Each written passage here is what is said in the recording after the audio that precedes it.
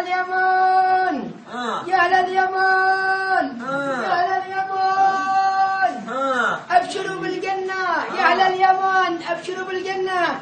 ألم تسمعون؟ هذه بشارة، إذا ما سمعتوهاش اسمعوها من مجرب إن أهل اليمن سيدخلون الجنة مش بأعمالهم لا، ولا بالعمل الخير لا، ولكن بكثرة شهدائهم.